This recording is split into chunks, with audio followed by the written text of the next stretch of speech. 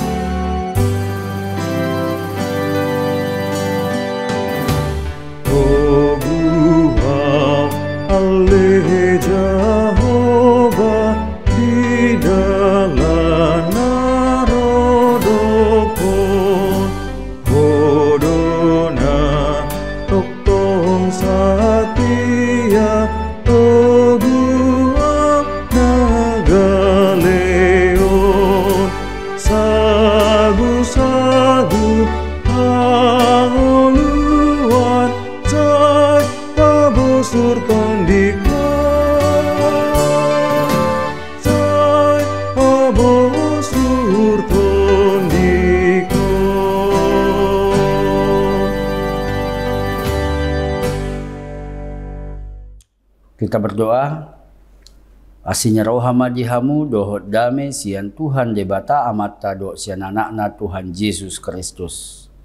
Amin. Bapak Ibu jemaat Tuhan yang terkasih dalam Kristus Yesus, selamat pagi bagi kita semua. Firman Tuhan bagi kita pada pagi hari ini 9 Mei 2025 tertulis di dalam kitab Wahyu pasalnya yang ke-22 ayat yang ke-17. Demikian firman Tuhan.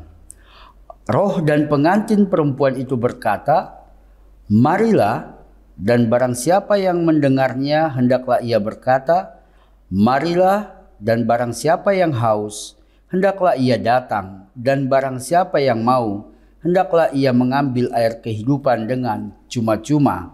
Di bahasa Batak dikatakan, jadi didok todi doho oroani romaho las dohonon nina ubegesa romaho seroma nama uas gijalo nagio rohai maaek hangoluani dalam basa-basa. Demikian firman Tuhan.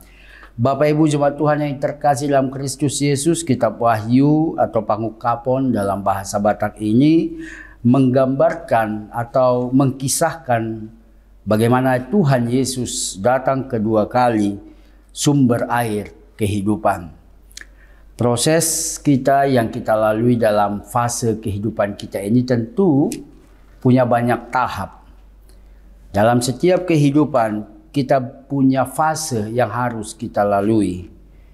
Dalam setiap kehidupan kita punya pergumulan yang berbeda-beda, punya ujian yang berbeda-beda, punya situasi yang berbeda-beda. Bahkan setiap hari mungkin ada saja persoalan atau pergumulan yang harus kita hadapi dalam keluarga, dalam pekerjaan, dalam sosial masyarakat, dalam setiap aspek.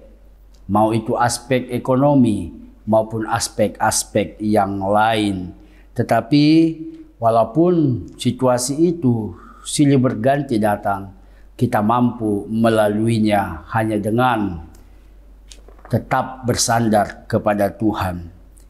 Itulah yang mau disampaikan oleh firman Tuhan bagi kita. Barang siapa yang mendengar, hendaklah ia datang. Pemanggilan akan bagaimana mengakui bahwa Yesus adalah sumber kehidupan, bahwa Yesus adalah air yang menyembuhkan dahaga dari setiap orang yang kehausan. Firman Tuhan bagi kita menceritakan bagaimana Roh Tuhan selalu menjadi penyedia bagi kita.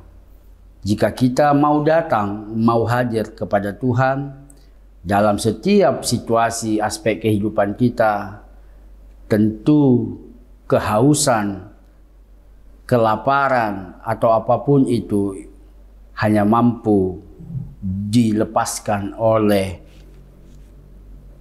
kehendak mengambil air kehidupan.